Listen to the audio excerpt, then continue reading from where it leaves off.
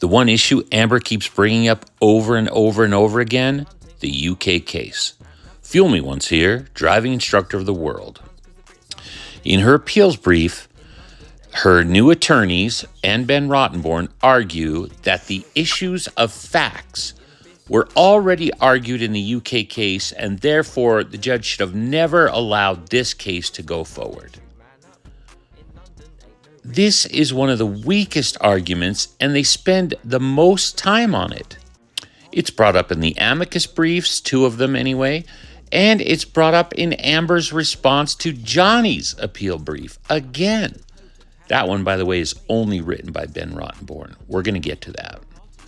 There's a couple of huge problems with this. Number one, she was not the defendant in the case. She was not a plaintiff in the case. All she was a witness in the case.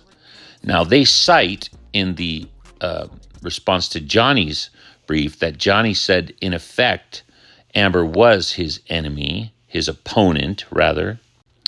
But in fact, it was the Sun that was, the rag newspaper that printed the defamatory statement that he was a wife beater and J.K. Rowling should be ashamed to hire him. These are 2 different newspapers. It's hard to call the Sun a newspaper, but still. They are 2 different issues for those cases. 2 different time periods.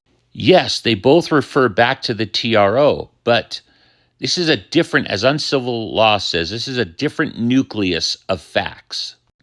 Remember also, the UK, not any part of the US. We had that whole Revolutionary War thing. We threw tea into a harbor. It's a different country. They have different laws, different courts.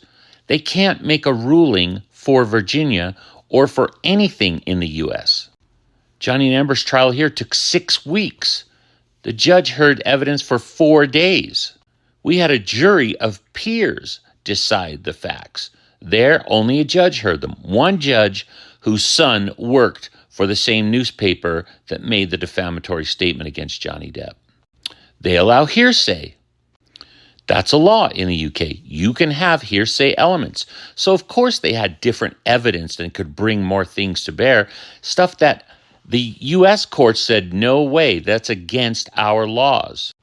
And the most crucial, the most important part is that the defamation case that Johnny brought was about what was said in the Washington Post. That was after the UK trial was over. A decision hadn't been announced yet, but it was after the UK case.